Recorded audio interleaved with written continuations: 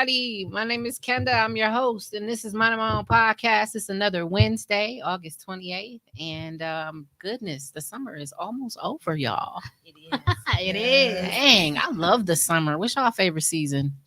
Summer. I would say fall. Fall, really? I gotta be the one to be different. It's okay to be different.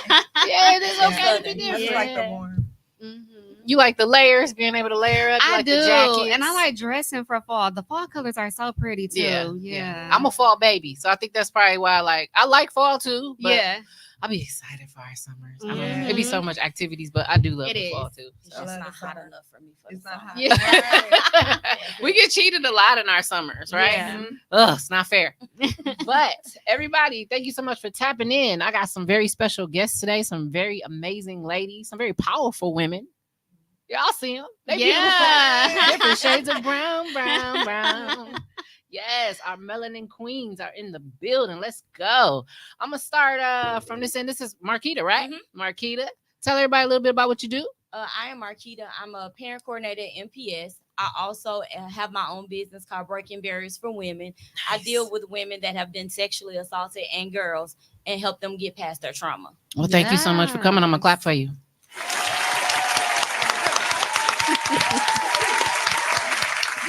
Yes. And this is Miss Keyvonna Beamon. Thank you so much for coming, sis. Yes. I'm happy to be here. Thank you so much. I've been trying to get you on for a little while now. And we made it. Yes, finally. This is great. Yes, I'm super happy to be here. So for those who don't know me, as my good sis said, my name is Keyvonna Beamon. Let's see. I am a mother. I am a speaker. I am a minister. Yes. I am the CEO and founder of Resilient Queen, Claim Your Crown. And you might be asking, what is Resilient Queen? Let me tell you. It is a women's empowerment group where we literally come together and create safe spaces for women to come in, and you have the ability to just be you. No judgment, nothing. You come in a room and you literally just experience sisterhood and experience God. Yes. And be able to get the necessary resources and tools on how you can bounce back from anything that life has exposed you to. Let's go. I got to clap for you, sis. Yeah. Oh. Beautiful. Thank you. And Miss Sheikah Grady.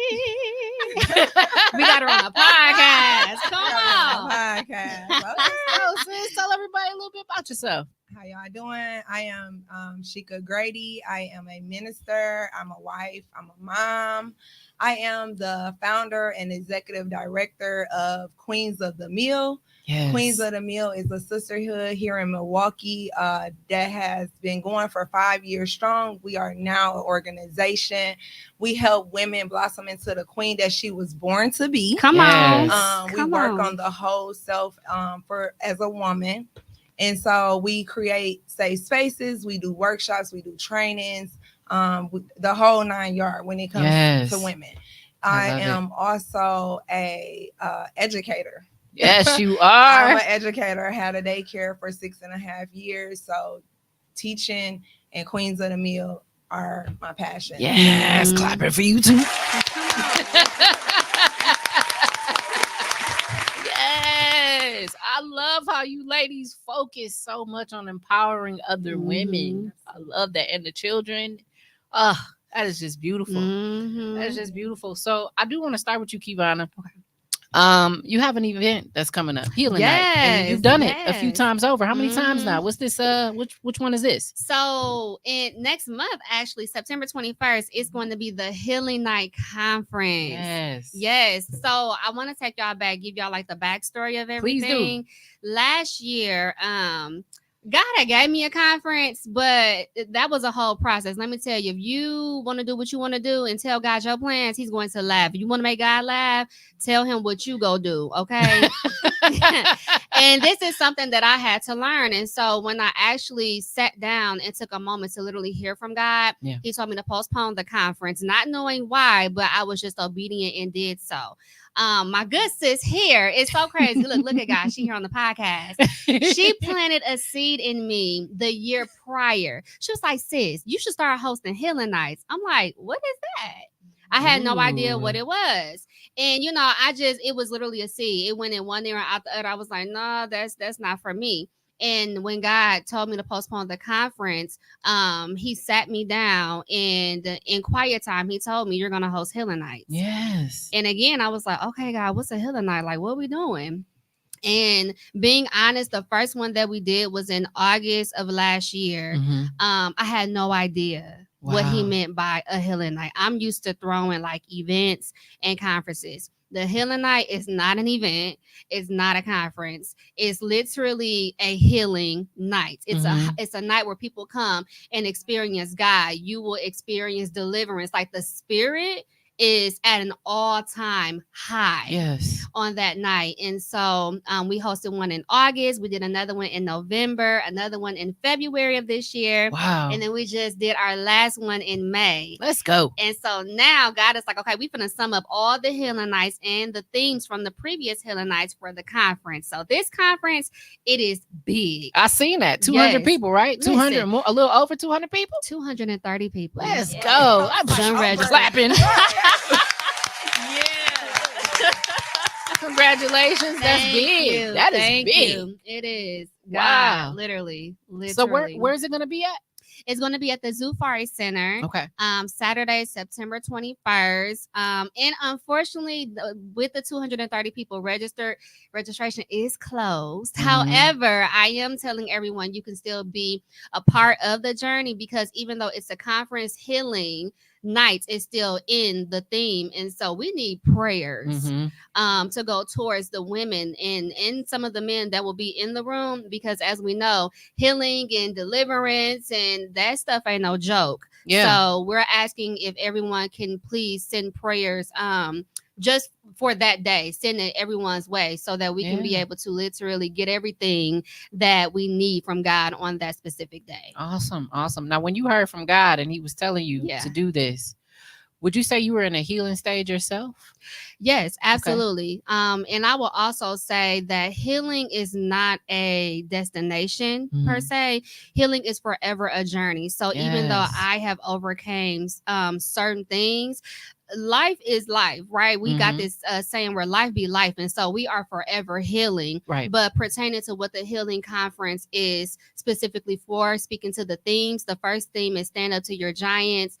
Second theme was about relationships. I'm sorry, woman be loosed. Okay. The third theme was relationships, and then this past theme was about motherhood. Okay. And the different generational curses and everything that's passed down from mothers to kids. I love that. And so I would say that in all those areas, the things that I've experienced in the past, yes, I Awesome. have healed from. And that's one of the main reasons why we're putting on the healing night now. The things that God had delivered me from, we're literally just providing a space for other women to come into. If God did it for me, listen, he's going to do it for you as well. Absolutely. But you have to be willing to put in the work and be committed to the process, because healing ain't no joke. Now, would you say the process looks different for everybody? Absolutely. I was going to ask, Absolutely. what does healing mean to you, ladies?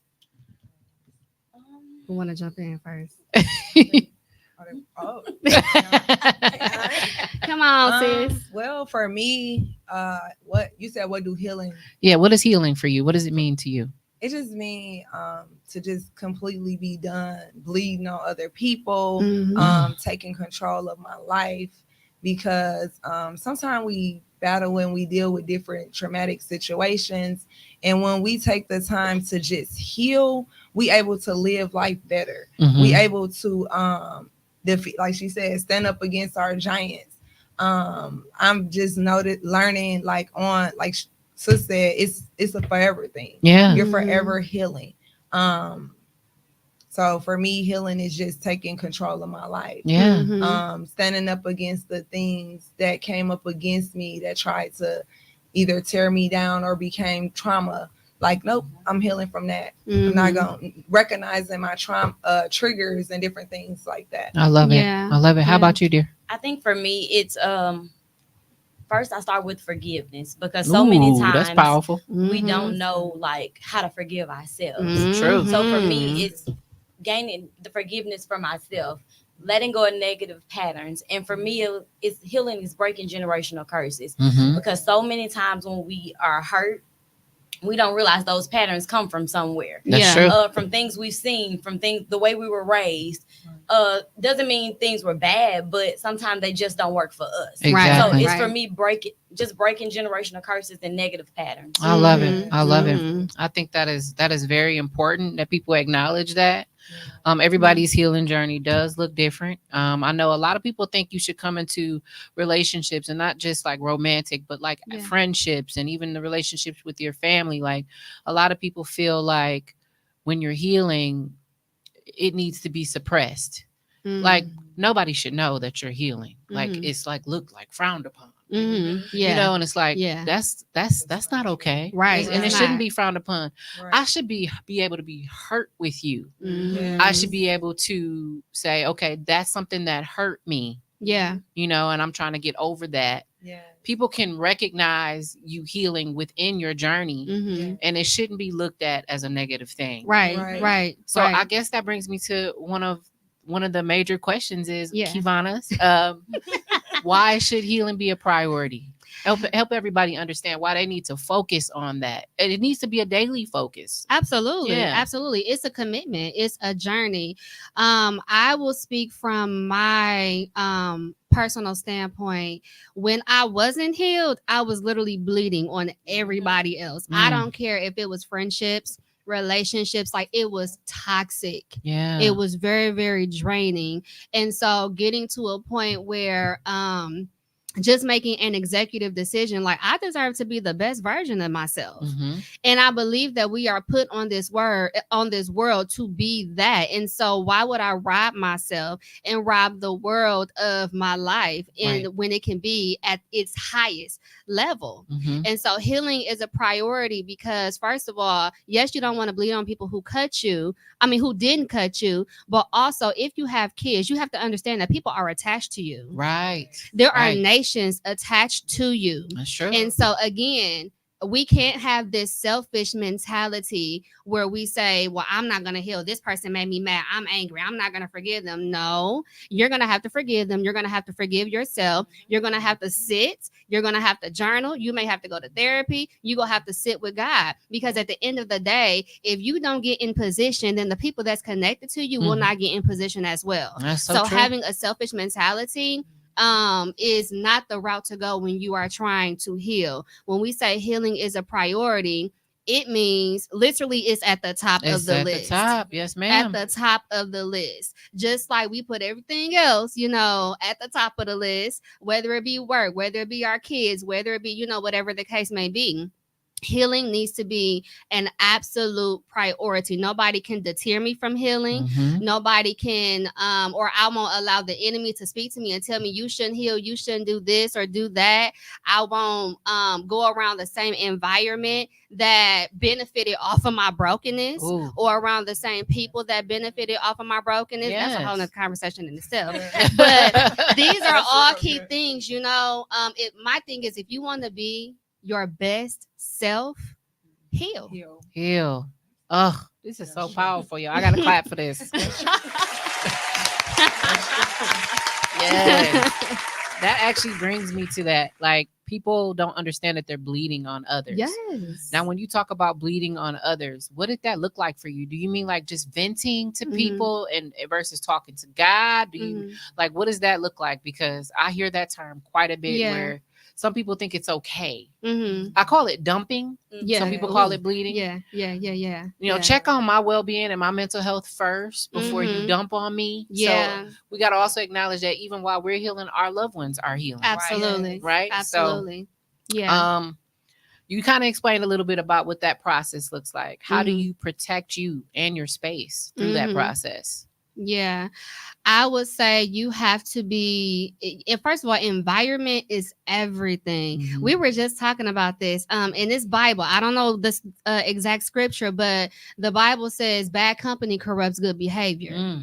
And so here's another saying that we hear: birds of a feather flock together. And so literally who you are around, unknowingly, unconsciously, you will begin to act like that person. You will begin to adapt to that specific environment. environment. And if we're talking about healing, I use this analogy. And this is no knock to someone who has ever battled addiction. But if someone is trying to get off drugs, I can't go around people who I used to do drugs with. Right. I can't go around that same environment. I can't go around those same people. It's literally a separation that has to take place. You literally have to be willing to isolate yourself and get in a space where it's just you and God.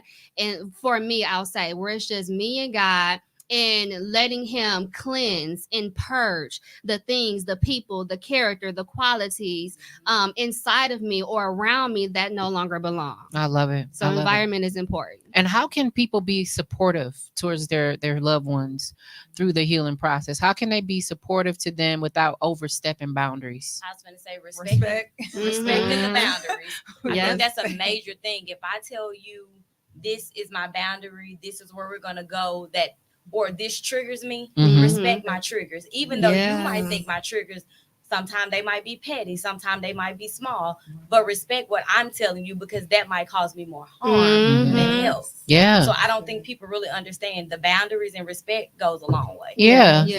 Like you said, the isolation piece, like just because I'm isolating doesn't mean I have a problem with you. Doesn't mean I don't love you. Doesn't mean that I don't care. It just means like I have to put myself first right now. I have to put me and God first, and I have to figure it all out. And two, if I can add to that, when you get into a space, and this helped me, because we know we can't be around everybody when we're healing. When you get into a space and you make up in your mind, like, I want to heal, I legit want to do this, I'm committed to the work and everything. If you're telling people this triggers me, this hurts me, please don't do this because I'm in a healing space. If they cannot respect that boundary, then it's okay to separate. I call it the gift of goodbye. It's a gift for a reason. The word good is in the word goodbye for a reason. Even if it's for a short period of time, long period of time, that's between you and God. But separation is key. You cannot heal around people who are constantly triggering you and taking you back to the moments that you're trying to heal from. Exactly. Girl, let's go. Exactly.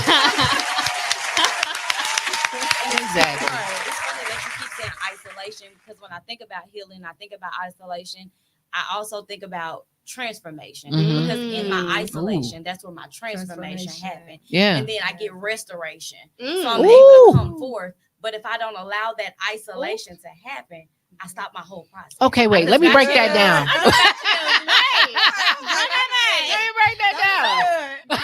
Isolation. But in your isolation, then there's a transformation. While that transformation is happening, you get restoration. And if I don't ever isolate, I cannot have that restoration. It don't happen like that. It's a process. And sometimes I think we rush the healing process. So isolation is needed. I think I know in the Bible it says it was good that I was afflicted. So I think about that, and it's sometimes it's good that it happened to me. I might not understand it, but it's a purpose for it. So I think we have to look at that. And every time you say isolation, I'm like, for me, isolation, transformation, restoration. Yeah, that's good. I'm dropping a bomb. And that's the process, though. Like, that's good, sis. Yes, I love that. I bet you just spoke to a lot of people with that. Right. I know you did. Man.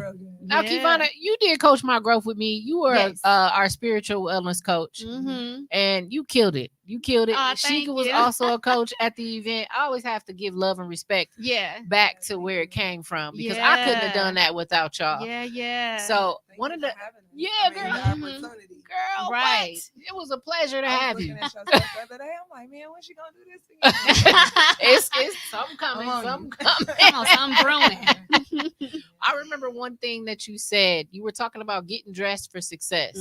That is something that will stick for me to the end of time. So thank you for that message. I think that also is incorporated with your healing. It's kind of, instead of physically getting dressed, you got to get your spirit in line, For right? real. So it aligns with that, because even though I have to isolate, I still got to get out here. I still got to be a mom. I'm healing, but my kids don't know what that means. You know, I'm healing, but my boss doesn't know what that means. My coworkers don't know I want them to leave me alone. but I still got to talk to them. I still got to do what I got to do, you know? Right. You still got to get out here and you still got to live your life, even though you're doing it. So how do you do that? How can people find that balance between isolation and doing what they got to do every day? I would say it's in exactly what you just said, sis. That's what came to my mind. Getting dressed for success. If I can alter that a little bit, it's the same thing when we're talking about healing. And when we say getting dressed for success, it's literally just knowing your resources, knowing your tools. What does your daily routine look like? When I was healing, I would say me getting dressed looked like I got to play gospel music before I do anything in the morning. I got to feed my spirit man, because I often say we got two people inside of us. Either you go get Keyvonna or you go get the spirit man. And whichever one I feed, that's the one that's going to show up. And so I have to make sure that with me getting dressed for success or getting dressed, so that while I'm healing, I'm feeding my spirit man. I'm journaling. My environment is important. I'm listening to podcasts I'm listening to podcasts and being in environments that is conducive to my healing. I'm going to church. I'm going to therapy. So it's literally making sure you have the necessary resources and tools, in the fact that if you have them, you have the keys. You got to put the key in there. You got to unlock it, and you have to open the door. So that just means applying what you have. You got to get up and keep walking towards your healing journey. I love it. Oh.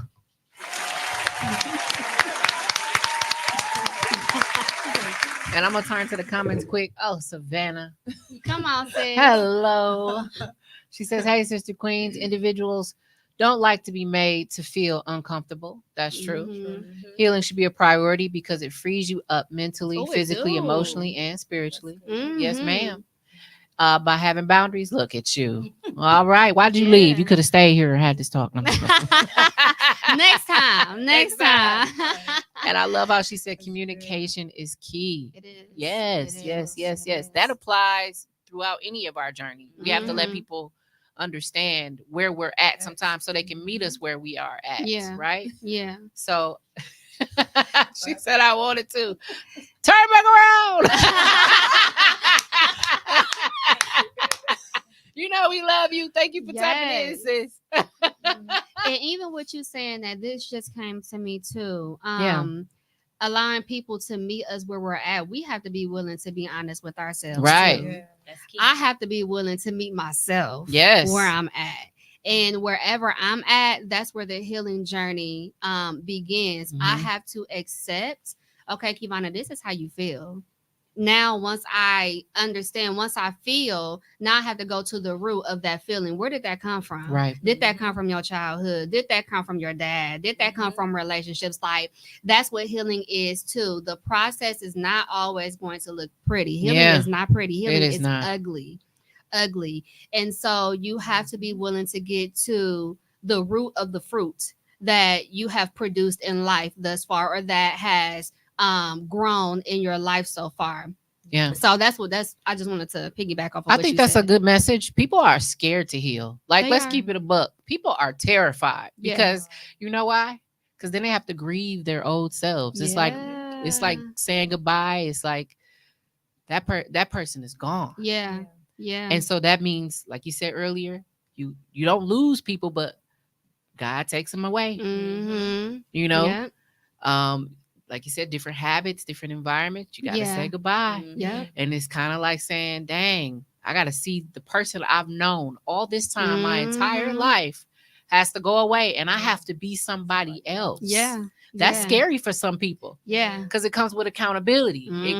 But I got a question. Is it really being somebody else? Because I think sometimes we forget, as a human, we have layers to us. And we go to, it's different seasons of life. That's true. So for me, I look at it, that season might have been that season, but now it's time for me to do something different.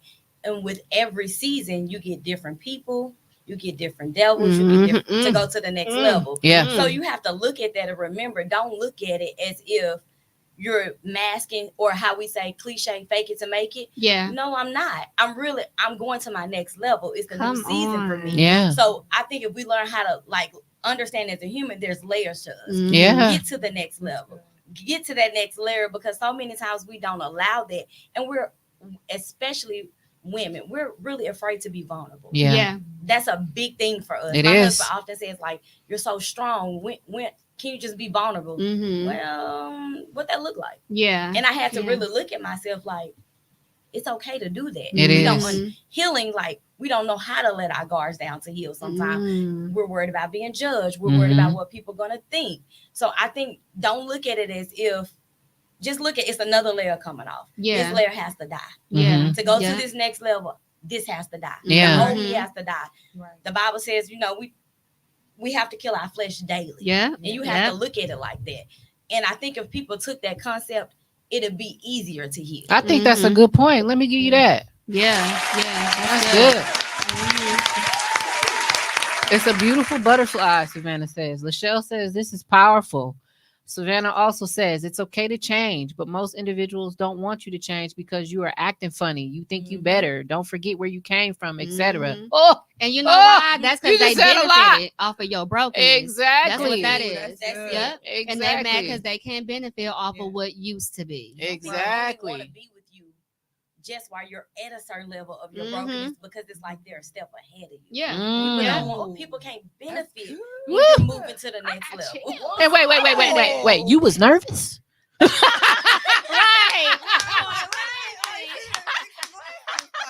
You got a message to give, girl. Where the nerves at now? Where the nerves at now? We have to look at that. Like, Yeah. I've learned from me, and that's a big thing for me, living in a state where I really don't have any biological immediate family here. Yeah. People sometimes don't want to see you do better than them. And I had to learn, some people just don't know better. Yeah. And then some people do. Yeah. And they just want you at that broken stage. But once you come out of this shell and you really become this butterfly, you really see, like, who around me? These people ain't there That's no more. good. Listen. Eyes is That open. is, that is, you know what? Yeah. That is exactly it right there. That is exactly it right there. You hear people say, don't judge me off who you used to know. Right. I ain't that person no more. Right. And because you're not a part of this new version of me, you still stuck on the old me. Yeah. Sorry, once that door closed, you can't come back in. That's true. So I think that's another part of it too. Like you said, people tend to not want to be vulnerable and they care about what other people think. Yeah. But you gotta let that go. You gotta let that go. When you're trying to heal, it don't matter what nobody's saying. This Yeah. healing is personal. It's for me. Yeah. Right. Now, how do you know if you are truly healed? Because I had Mo Sketty on the show not that long ago. Shout out to Mo. She works in the mental health field as well.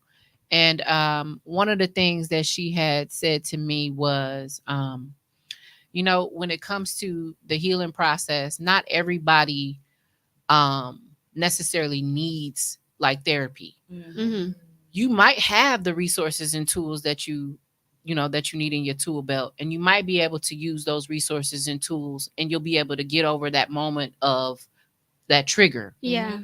Like, for example, I could be having a conversation with someone and they can trigger me. They don't know I'm triggered. They might not even know me, but they did something to trigger me. Yeah. I might need to step away for a second and get myself together so that I don't go down that spiral. Yeah. At that moment in time, will my tools and resources be enough, or do I need to go talk to somebody? So knowing the differences between, do you have it together? Do you have it under control, or do you still need to work on that? Some people think because they still have that memory or that thing still bothers them, because people go through some crazy stuff. Yeah. Yeah. I can just be sitting one day and something can remind me of something that I went through that really hurt me. Yeah. Am I healed? I don't. Am I still healing? Yeah. See. Yeah. Because it Now still you gotta hurts get what me. you're thinking. You know what I mean? Am I healed? Is it a lifetime I journey? think it is. You know what I'm saying? Like, Yeah. We was discussing just that. talking about That it. it's Yeah. lifetime. Yeah. It's a lifetime journey. Because you can be listening to a song and it'll just come on and you'll be like you said, I'm healed, and then this song pops on and you crying like a mother. And you're like, wait, why am I crying? Like, I thought I had it figured out. Right, Yeah. you thought you had it figured out. Yeah. But sometimes it's just it's a trigger. You process through it, and then you keep it moving. But it's definitely a lifetime journey. Yeah. You don't just I don't foresee, but I don't know. Like you said, everybody heals differently. But I think that it's ongoing. Yeah. I think the weight of healing becomes lighter as you like I said, you may hear the song today and you like, ooh, going crazy. Yeah. And then tomorrow you hear it and you like, let's go. Yeah. And then you hear it again. So it's just a forever journey when it comes to healing. Yes, ma'am. I agree with you. Absolutely. And I think too, sometimes you just have moments. And when you have a moment, it's okay to acknowledge the moment. Like I had to train myself, like, Keyvonna, don't run from your emotions. Don't run from your feelings. Feel the feeling. Like feel the emotion. And live in the moment. Yes. Live in it. Go ahead and sit in it.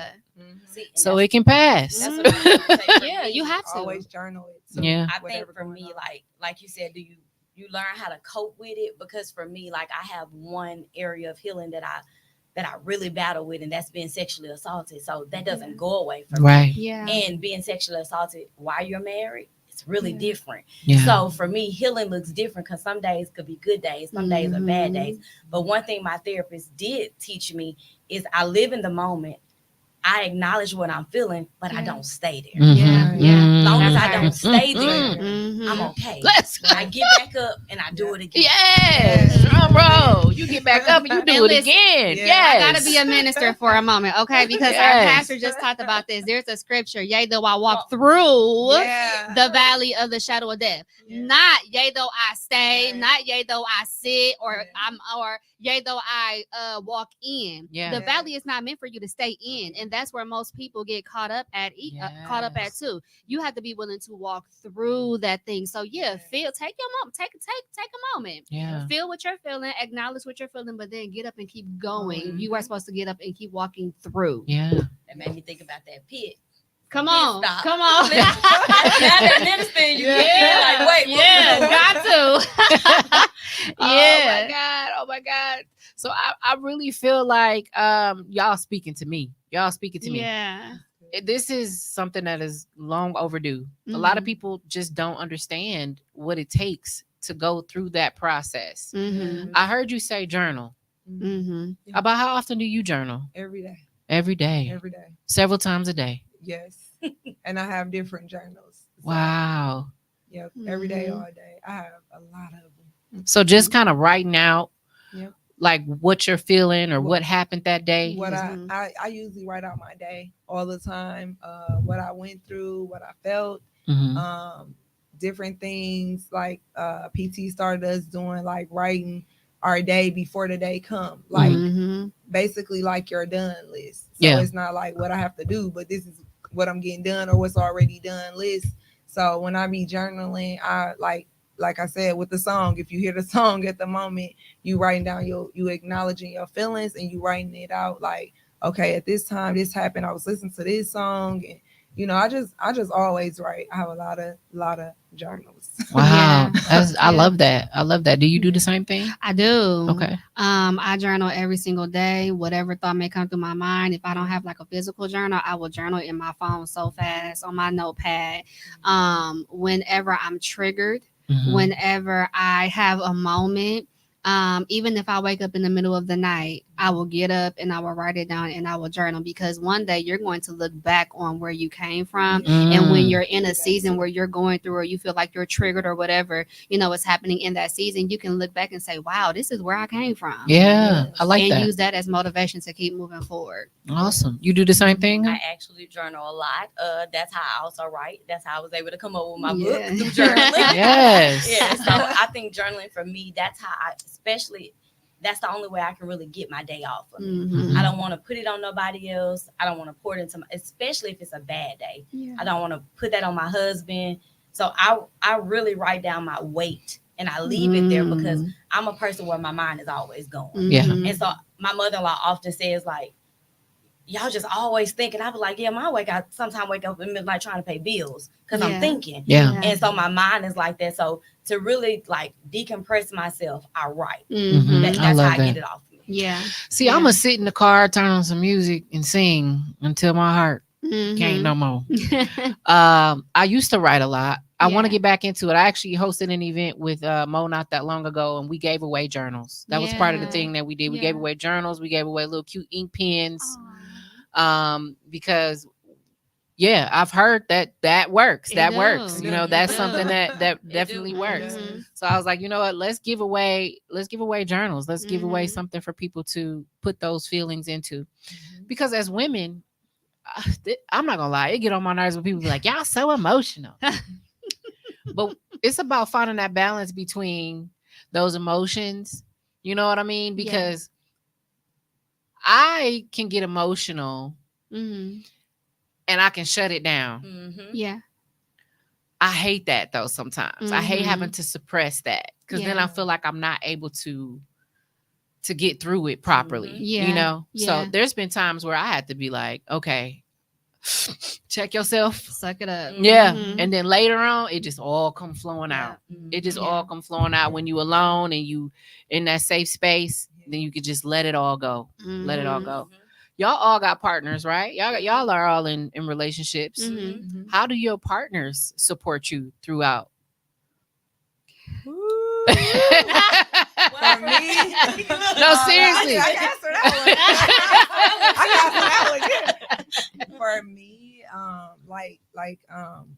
with the healing process and so I had to like you said, suppress my vulnerability for a long time. A lot of people ask me like, do you have emotions and different things like that? But something happened to me on my journey of life that had me just like, I can't cry in front of men in general. And so therefore, if I can't cry in front of men, I'm probably not gonna cry in front of women either. And so my husband, he made it very safe for me. He real patient with me on my healing journey. When he see me, I do this thing. I guess I started learning too what I do because I'm like, what am I doing? And I notice I do this thing like I just do something like this, like I ain't gonna cry in front of him. And he'll just come hug me. And he'll let me know that it's safe. And he'll be like, just let it out. I love that. And I just be like, that make you feel so good. And then let you get it out. Yeah, he just let me get it out because like I said, I was once told I would never cry in front of a man. Never let a man see me cry. And you know what? So after that, every man after me, like probably like this look, you know, she ain't no she or something because you're not gonna see me cry because that's what I was told. So. I think it's because they try and attach it to weakness, but really, I think you are stronger when you can. You know, when you can deal with that straightforward, head on, you are stronger than you realize. So I think it's dope that he's saying, you know what, I'm here for you. I got you. Go ahead and let it out. I'm not going to hold it against you. Because I think that it is too, that we think people going to hold it against us and look at us different. And it's like, they do it too. We just don't see them do it. You know, I don't know what's wrong with them, but what about you, Keyvonna? How do you get that support through that journey? How do they do that for you? How does he do it for you? Actually, it's the same thing. Sis says. Awesome. For me, coming out of a relationship where I didn't necessarily have that much support, even though I didn't know that I needed to heal, but safety is everything for me. Feeling safe. My thoughts are safe. My emotions are safe. My feelings are safe. And my significant other, he makes the invite like he's home for me. And I'm able to literally talk to him about absolutely anything. And he makes it so he reassures me like it's okay. You don't have to be strong around me. It's okay to let your guards down. Like when you let your guards down, I'm not going to come in and sucker punch you or, you know, use anything of what you're saying against you. And so for me, it's just him reassuring me that it's okay. And also it ain't nothing like a man who can pray and cover you. That's something that I've always wanted. You got it. Listen, that's a blessing. I have it because sometimes when you having a moment or when you're so caught up in, you know, your world or what can be going on in that moment, I don't have the words. Wow. And he will literally come and say, come on, we finna pray. Or like when we go to church every Sunday, he makes it a point to come and get me. And he tells me, come on, we're about to pray every Sunday. Every morning when we wake up, he calls me. Or when we go to bed, right before we go to bed, he calls me like, okay, come on, let's pray. Yes. And prayer, as we know, changes things. But to be able to have a partner, especially a man who is willing, like who wants to cover you, that is everything for me. So safety, feeling safe, feeling secure in all realms and in perspectives is key for me with him. I love that. I love that. Thank y'all for sharing. What about you? I think for me, my husband is not emotional. So it was we went through this process, and it made me think about it because when I was sexually assaulted, I hid it from my husband for almost 2 years.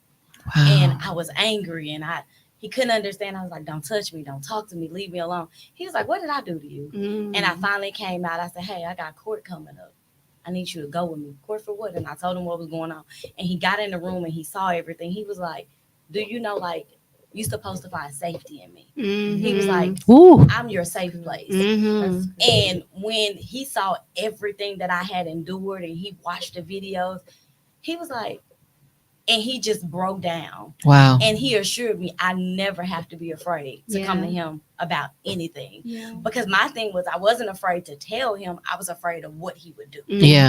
My husband is a provider. He gonna make sure we straight if nothing else. So I was worried about him putting himself in harm's way because of what happened to me. So he reassured me, like, my safety, I never have to worry about that. Shout out to those men. Shout out to all y'all men. That's dope. For real. Thank you up there. We got Desi on there. She's saying we're gonna turn our journals into tone. It's a little hand blocking Desi's message now. Journals into books. Turn our journals into books. Yes.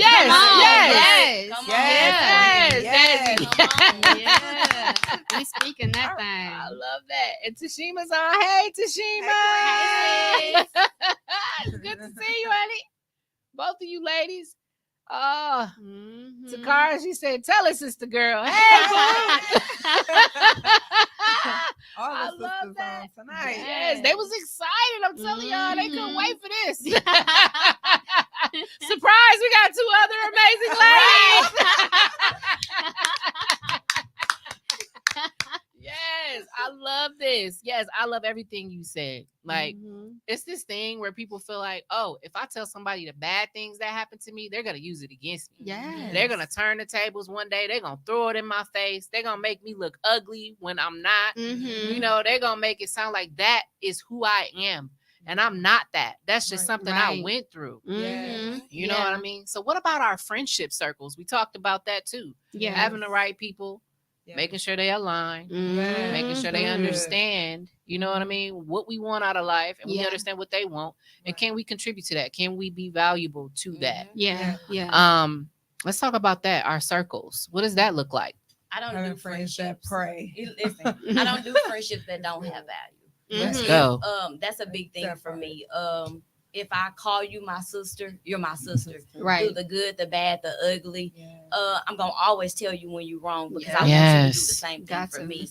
But I also learned to love people right where they're at. Because at that moment, I don't know what it took for you to get there. Right. And, you know, you could be up one moment, down the next. So I think for me, my friendship circle, it's a solid circle because I've really had to cut some people. Like, I have a lot of people that latch on to me because of what I can do for them. Yes. And my husband was big on that. Like, a lot of people really don't like you, Marquita. They just use you for what you got. I said, well, you know, I'm a firm believer that God really finances. That ain't my struggle. God really blesses me in that area where I'm able to give, but people use you. And he was like, I was like, it's okay. But I was like, God had to really sit me down. I'm like, yeah, in this season, you're going to know who for you and who not. And when I say cut them, be done with it. Be done with it. And I was okay with that. But it took me a long time to really get there to be like that. Yeah, people will be like, oh, I've known that person for years. I can't let them go. We've been through so much together. How can I let them go? Yeah. But are they good for you? Have they ever been good for you? Family can be bad for you. Yeah. And sometimes we hold on to them and they're leeches. Yes. Exactly. Yes. Exactly. And we just have to know it's your season up. Yeah. It's not about the quantity. It's about the quality of the people around you. Absolutely. So what about you, Keyvonna, when it comes to your circle? Yeah. I would say, I just had a thought. It was good. And it just left. It's coming. It's gonna come back. Ooh. Okay, here we go. Thank you, Lord. When you are on a journey to becoming your best self, your eyes are open to many different things, many different situations, especially people. Especially when you're growing in God, you develop, or I ain't even gonna say you develop, you sharpen your discernment to use towards people. And so eventually, for me specifically, what helped me, I just began to see, my eyes began to get open, to be open. And when I saw certain things, everything doesn't need to be spoken on. It's just, you have to know within yourself what it is, what you see. And is this a good fit for me? Is this person a good fit for my life right now? Was this person supposed to, or is this person supposed to be left in this specific season? And if so, it's okay to leave them there accordingly in a correct way. And then I just gracefully move on. So I don't want to say categorizing people, but just as your eyes are open, you have to know where to put people. You have to know where to place people. My circle, we tight because of what I do and who I am. And then the people that they are. One of the things that I asked God for was to put me around people that are where I want to be. And that was the greatest prayer that I could have ever done, because they hold me accountable. Yes. They tell me when I'm wrong. I don't want to be around you, first of all, if you cannot tell me when I'm wrong. It may not feel good. I may not even want to hear it.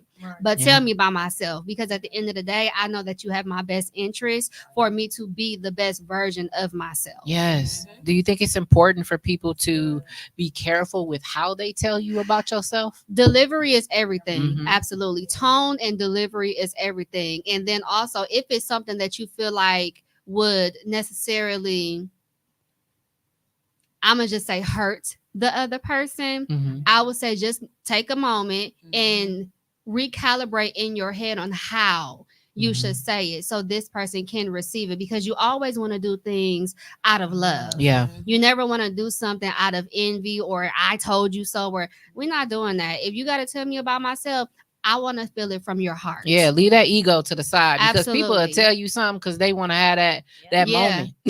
That moment, they want to make it about them. It ain't about you. It's about me. If you really care about me, tell me the way you know I'll receive it, because you know me. Exactly. You know what I mean?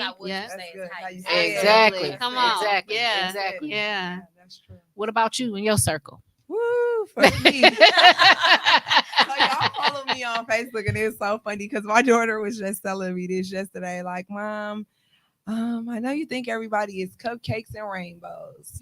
I just love everybody. I do.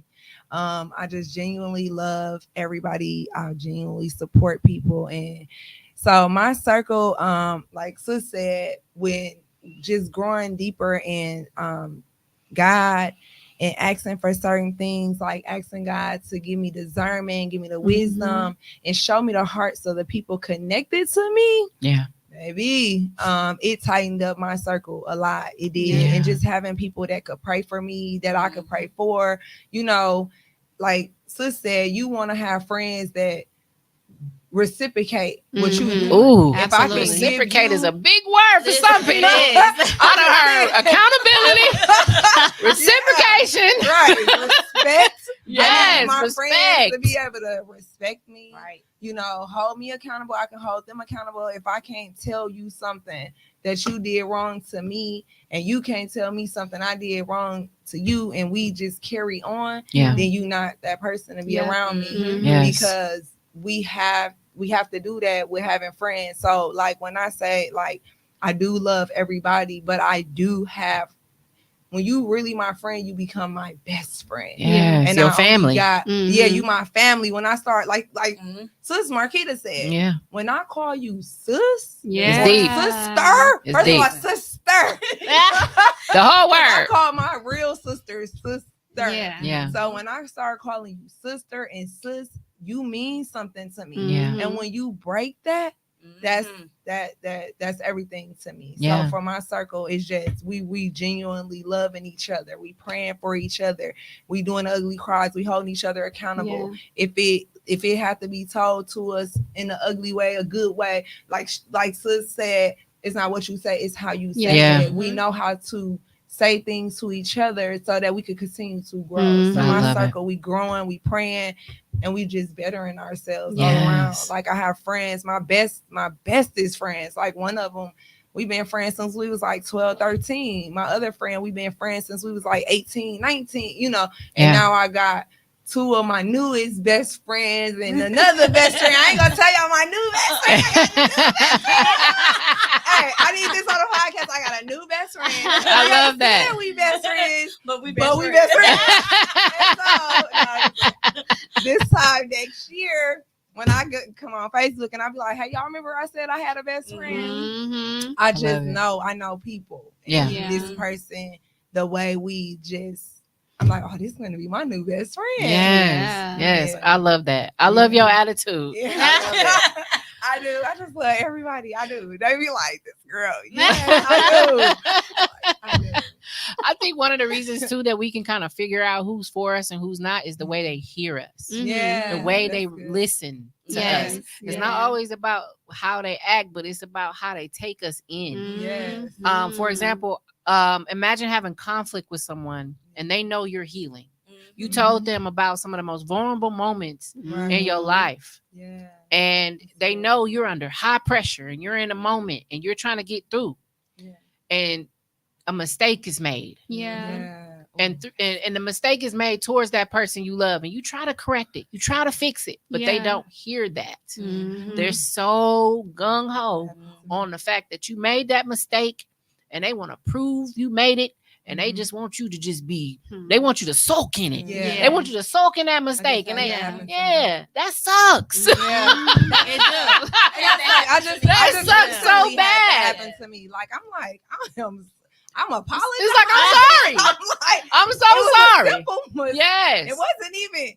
It was my phone. My phone acting crazy. But sometimes, But that's how you can tell. Even with the big things sis said, when you start having discernment and God showing you certain things, that's when like these people that you think are your people or your friends in your friend circle, they not. Right. Because if something so simple and I'm telling you I apologize and I'm steady trying to, sometimes we over explaining ourselves and we really don't have to do that. So when we giving enough respect and we showing you enough love to explain ourselves to you, to apologize, and you can't accept that, then you bye. That's the stage we in, because we all are dealing with so much right now. And so to keep having to deal with that type of stuff too, it's like, no, we all of us, we connected to too many different people. To keep holding on to the ones that want to be And ugly stuff.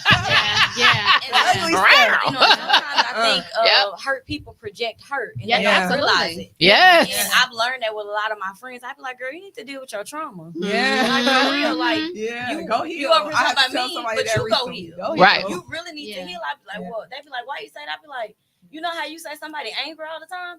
Think about that. I was like, you always mad. Like, do you ever smile? Are you ever happy? Right. And sometimes I realized, like, some of my people that I was around, they were really hurt. Yeah. I think that's a process too. That's how you know you're healing, in my opinion, is when you can actually take the good with the bad.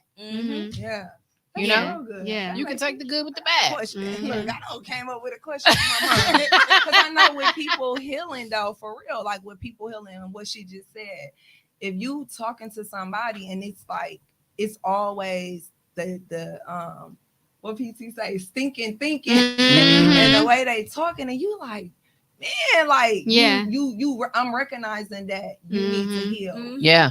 But how do we help? How do you help the them? other people? But can I help you? Do they want help? I really can't. One thing about healing is I can't help you until you self-reflect and know you need to heal. Healing starts with you and within. And until you make that conscious decision that you want to heal, Nobody can heal you. That's Nobody true. can help you on that journey because you have to want healing. Yeah.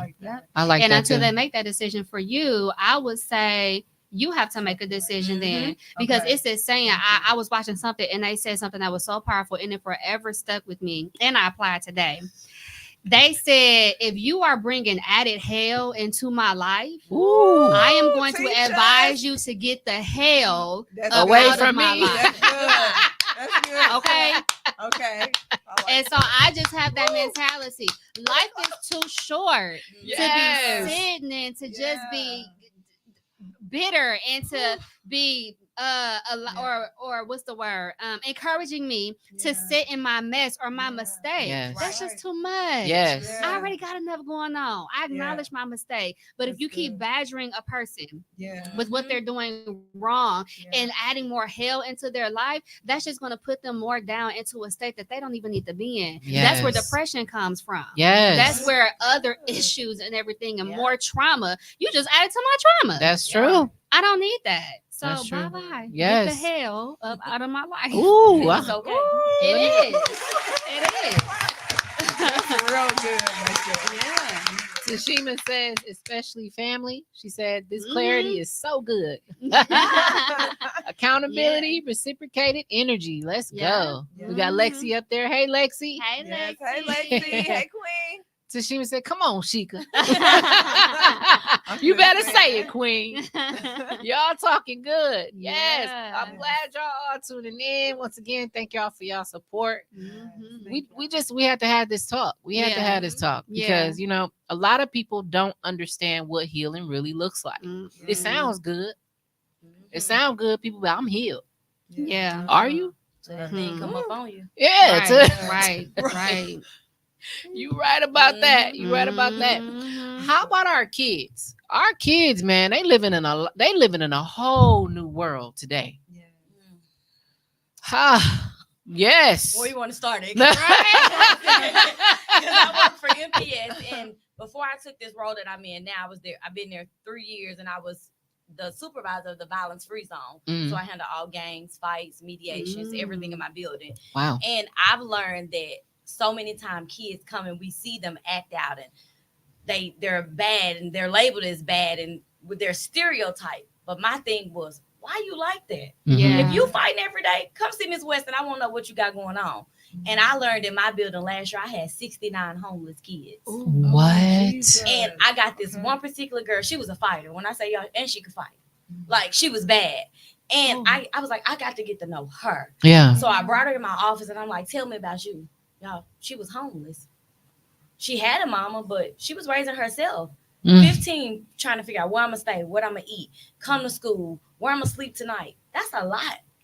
Our children are going through stuff that I never had to go through as a child. Kids are raising themselves now. And some households are not just where they're raising themselves because they want to, but mama working 2 and 3 jobs. So they not there.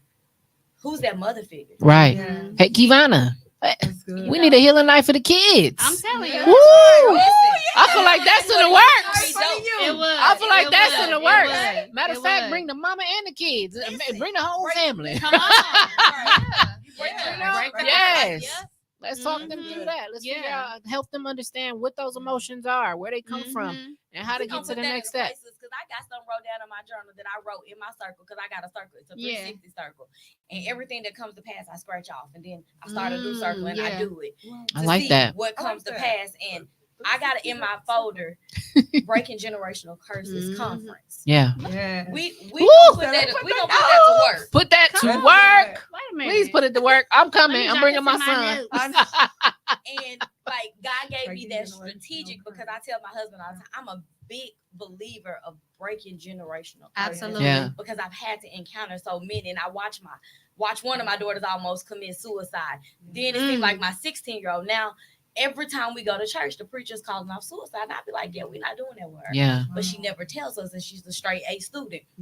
But she struggles with that in her mind. And I said, for my pastor to recognize that and see that generational curses are real. And if we don't really cut them at the root, they don't die. Like, we think because we pray about it. No, we have to really pluck that thing up at the root and kill it. Mm-hmm. And a lot, you can't do that if you don't know how. If you don't know how to operate in that area, if you don't know about intercession and warfare to get that up off of your child, then she passes that down when she births a child. And we don't realize it's in your bloodline. It's deeper than just, it's in your bloodline. We have to stop that. I just think that's a big thing. Right. I think it was Sarita. She, I don't know if y'all know Sarita Valmont. Yes, you know Sarita. You know, you met her once, at least once. Okay. She said that it is in your DNA. Mm-hmm. It comes even if the mother is pregnant and she's going through trauma through her pregnancy. It carries on to the baby. So even that comes in the world like that. You don't even realize how much all that stuff is connected. You know, whatever you're emotionally attached to or whatever is going on in your life, if you are not dealing with it properly, then it just, you know what I mean? We sickness. We always think sickness like, okay, my mom had diabetes, then I might have diabetes. But no, you really think about it. If your mom grew up angry and yelling in your household, you're gonna be the same way in your household. And I'm talking from experience. You yell at your kids and you become hostile, and you never really think about it until you look at the man in the mirror and say, hey girl, you need to deal with that. Because where did that come from? Right. And my children make me reflect on that often. Like, mom, you don't have to yell. Like, look back at that. Think about your mom, how that made you feel. And I often think like generational curses can run deep. They do. They definitely do. I remember that yelling. My dad used to be a yeller. Listen. And I just used to be like, dang, Dad, why you yelling? I hear you. I can hear you. I'm listening. So yeah, I think that's huge too. It's getting that through to our kids. Start young with that. Show them what healing is at a young age. Because they suppress it. They don't want to tell us. They don't want to talk to us. Especially this new age. And they see it in us too. They see when they always say, when mama ain't right, the whole house ain't right. Everybody know when mama ain't got it going on, the whole house can feel it. You know? My husband say that all the time. Yes. So the tone for the whole house. Absolutely. That is the truth. That's true. I give them the That is true. And I think a cliche saying has really stopped us from healing. Whatever happens in this house stays in this house. We just had that talk. I don't believe in that. And I think that's like the worst thing you could tell a child. Right. Because I might not be equipped to handle what happened. Right. But that's why we got a village. And you should be able to go to your village and tell them. And I know that my village can handle that. Right. Because I might never be able to carry that. Right. But we had this saying for so long. Grandma started it. Then she told your mama. Then your mama told you. Well, that's going to stop with me because that's cliche. I might can't handle that. So I think that's a big thing, especially in our community. It's definitely a big thing in our community. It's something that we need to work on. I think people are terrified for other people to know that they have some brokenness. Or to live in your truth. And to live in that truth. They don't want people to know. Judgment. It is a lot of judgment out here, but you know what? Like you said, if you really care about being your best self, you're gonna make sure that you're not gonna care. We can't be people pleasers. Right. Come on. You know? So that's big. That's big. That's big. What else y'all got? What else y'all got going on? I know y'all got some other stuff coming up. I wanted to piggyback off what you said really, really quick about kids seeing us heal as well. So and kids suppressing, you know, what they be going through as well. That's one of the things that God really had to make my heart tender for, because I have a boy and I have a 9-year-old and with him growing up in the world, he sees around him, or he saw, because God is working that thing out now, but he's seen around him prior where you got to be strong all the time. And I'm like, baby, you don't have to be strong all the time. You don't have to hold it in. You don't have to suppress. You don't have to pretend like or act like everything is all together all the time. And I have to tell him, like, even though you're 9, I'm aware that you have feelings. I'm aware that you have emotions. And so something that I've been implementing now is I'm asking for a safe space, I have to create a safe space for my child as well. Yeah. So this is again where we talk about environment. You are a crucial player Yep. to your environment. Exactly. You are a crucial player to your child's life. I don't want my child to feel like he has to go outside of me to talk to somebody else because he can't talk to me. Right. So when he Yes. do open up to me, I would like, yes, God, Yes. But in that moment, I'm careful. I Mhm. make sure I'm listening. I make sure that I'm very attentive, and I want him to know, Mommy hears you. Yeah. I understand what you're saying. Sometimes I don't even say anything. I just sit and I listen because I want him to know I hear you. Yeah. I see you. Because some kids feel like they don't. That's why they run away from home, or that's why they experience certain things in this, because they're not getting the amount of love or attention or even attentiveness from their home. They're Right. seeking it elsewhere. And this is why kids turn to the streets. Right. And I'm like, oh no, not mine, not on my watch. I'm Right. going to create a safe space. I'm going to put you around some men. I pray to God for a man of God so that he can be a great role model for my son. Phenomenal role model. He's learning now what it means to walk upright as a young man. Yes. I love that, girl. Yeah. I'm clapping. He said clapping. Yes. Think about that though, like being having your children be vulnerable and able to come to you. That was a big like kind of clash in my house for a while, because my husband grew up. He's 5 years older than me, and he grew up where, well, a couple of years older than me. He grew up where you could certain things children just shouldn't say to their mom or dad. Yeah. And I was like, well, this a whole new time. Like if she feel this way, it might not come out pretty. Yeah. I'm okay with that. Me too. You gotta be okay. Right. I was like, I'm gonna need you to buckle down and understand. Like, I would always rather her be able to come sit at our feet or say, you made me feel this way, than go out and never talk about it, but then she commits suicide. Mhm. And I think sometimes too is our upbringing. Yes. Yeah. Like, we just stuck in tradition. Yes. It don't Yes. work. If it don't work for you, it don't work. It don't. I mean, what worked for my mama, I don't govern my house like that. Yeah. Mhm. And we still keep the godly principles, but other than that, I can't go by what worked for my mama, because this a new day and time, and kids, they need a lot more now. They do. Yeah. Because if they don't get it from you, they gonna get it from somebody else. Yes. That's why the girls turn them in. Yep. Mhm. Exactly. That's why they go out for sex. And them the ones that's manipulating and telling you, this what you need to be doing, this Yeah. what you should do, and they don't really care, Mhm. So I also fear about the other kids that aren't getting that same, that same environment, that same support system, Yeah. and so they're also telling our kids things that maybe we're not ready for them to know, or maybe we're not ready for them to be in that place. Exposure. And it's so much exposure. I was just saying, even when I just scroll on social media, I see so much stuff I did not ask for. Yes. I don't want to see that. Yeah. Yeah. So you have to kind of like prepare them. Yeah. You have to prepare them, because now you live in a world where everything is social media. Yes. Everything. And so for me, I've learned now I don't sugarcoat nothing with my girls. Yeah. If she come, my 7-year-old, like, they different. Like, I was like, how do you know what that is? Oh, well, I seen this on TikTok. Well, I'm gonna need you to come off TikTok. Yeah. But I was like, we live in a world where if we don't tell our kids and are honest with them, they're gonna find out one way or another. They Yes. So you just really have to be prepared and be upfront now. Yeah. Because Absolutely. you can't hide sex no more. Like, mama hid it from us, and 7-year-olds know sex now. Like, you gotta teach them. Yeah. And they doing it in the schools. It's sad. So you really have to prepare your children for the world, what the world looks like, because if not, they gonna run out to somebody. Well, you see this gun, you know what that look like? Right. Well, mama ain't never told you don't touch that. You gonna touch it. Right. So I think we just have to really be equipped to prepare them for reality. Yeah. Prepare them for reality, and also prepare ourselves for how it can emotionally affect them. One of the things that has been really major on social media is the whole cyberbullying thing. Yeah. And how kids really care about how they're perceived. They do. They really do. I'll give you an example. There's a fight that happens in the school. Someone records the fight. Now the fight's on social media.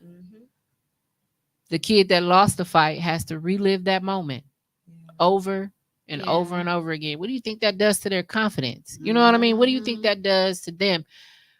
It used to be I remember when I was a kid, it was like, fight it out. My dad used to put boxing gloves on us in our house. Really? Just get it out. I'm tired of the bickering. I'm tired of arguing. Y'all about to fight. Yeah. I couldn't believe he did it. That used to be something that my dad would have us do. Put these we used to have gloves. We had a punching bag.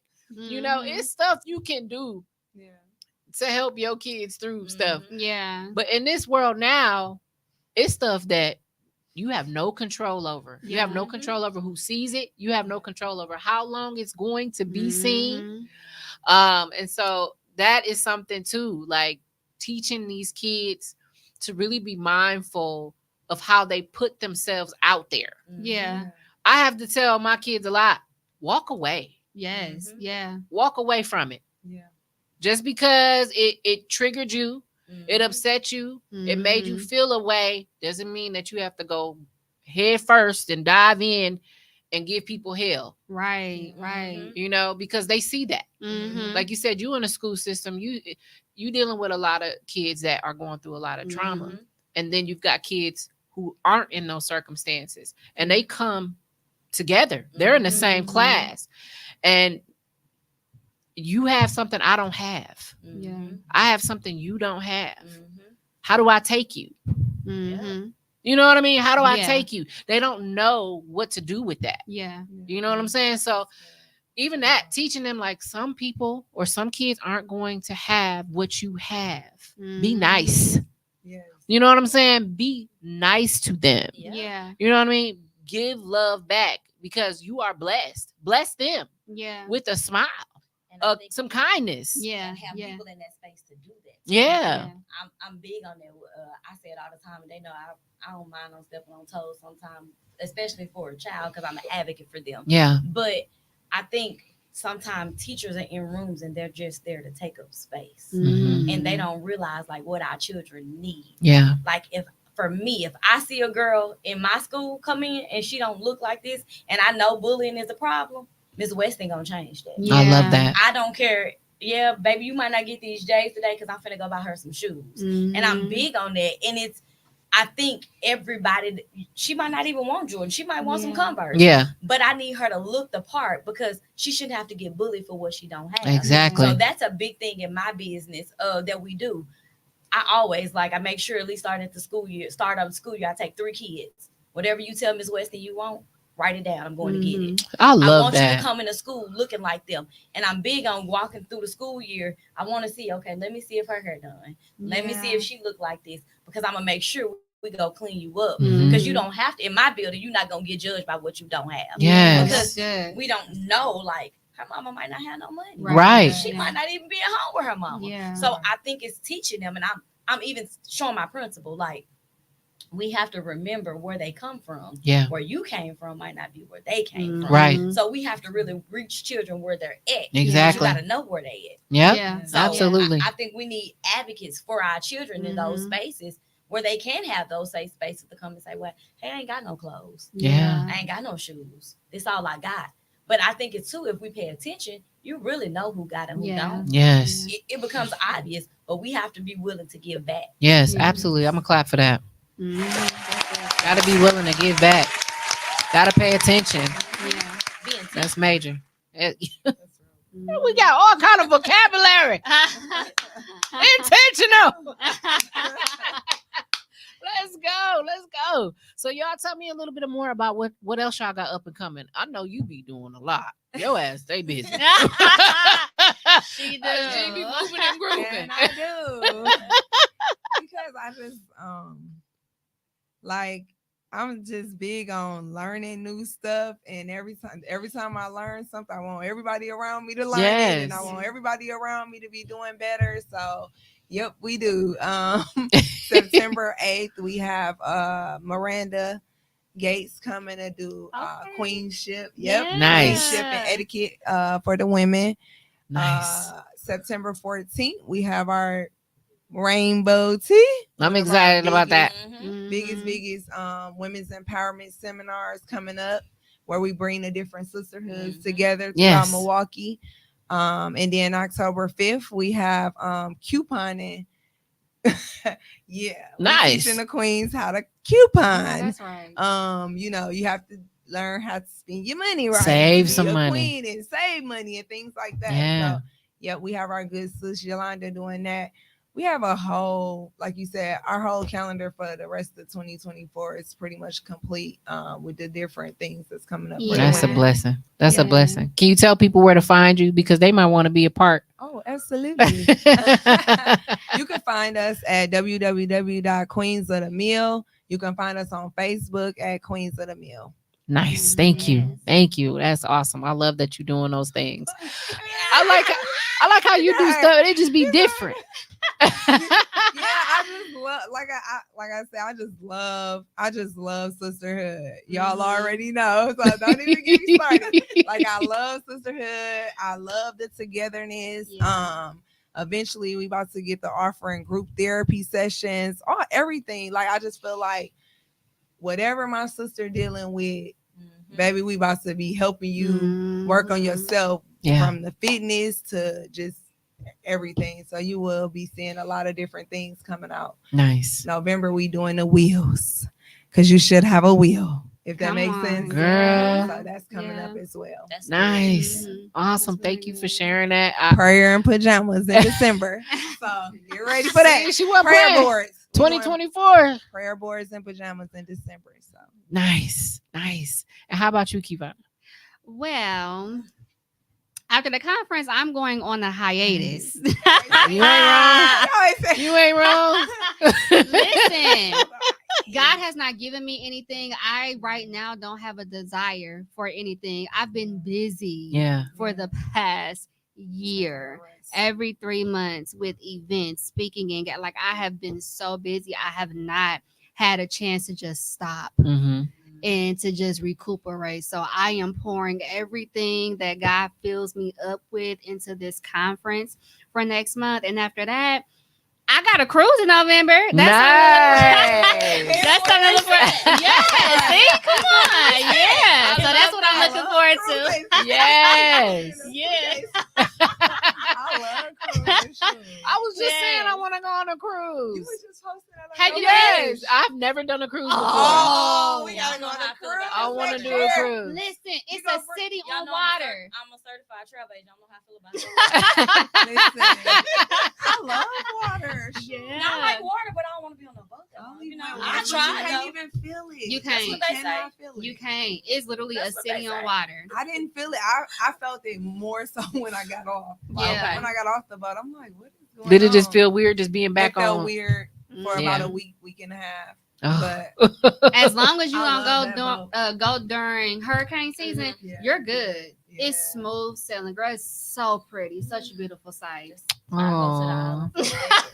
I'm glad you Yeah. get to do that. You deserve it. You deserve I that. do. I can't wait. Girl, I already know. How about you, hon? Well, this weekend I'm vending at Jazzy Ray's. The Yeah. Divas Brunch. I'm doing my book there. Yay. It's Breaking the Silence from Pain to Power. Come So I'll be on. there doing that. I'm Yes. also doing a couple of classes in my school with my youth. I'm always busy with ministry. I'm Yes. over like 4 areas in my church, so I'm busy. I shared with her. Yeah. I said, she's like, "How you do?" I was like, "It works." So yes. I'm always busy especially with when that. doing something you Yeah. love. And I love outreach because that's the area I'm over. So I'm always finding somewhere to give back or support somebody. Yes. I Yeah. love it, ladies. I'm going to clap for y'all. Yeah. Yeah, we're doing a conference for my good sis. I can't Come wait. on. Yes. We are a part of it. We're a part of it. Yes, the Healing Night team in the building. Let's go. That's beautiful. That's Yeah. beautiful. We Well, y'all, outside, y'all. yes. Well, In a y'all good got to way. see it for yourselves. Okay, Yes, y'all got to see it for yes. yourself. I hope y'all were listening and got a chance to absorb this amazing conversation that we just had. We went deep. We went Yeah. really deep today, and I know we helped some people. And if you didn't get a chance to watch the whole thing, play it back. Just play it back. Just play it back. It's always here. You'll always get to see us again. Yes. Just play it back. And I love that y'all are so open and y'all got like an open door kind of thing. Like if somebody needs y'all, they can reach out, right? Absolutely. Y'all hear that? Y'all heard it. Absolutely. No excuses. Mhm. Get the help you need. Get the love you need. Yeah. So it is 9:21 p.m. That's on a Wednesday. We're going to go ahead and we're going to say goodnight to everybody in the audience. Again, I am your host, Kendra. This is Mind of My Own podcast. And we'll see y'all next week.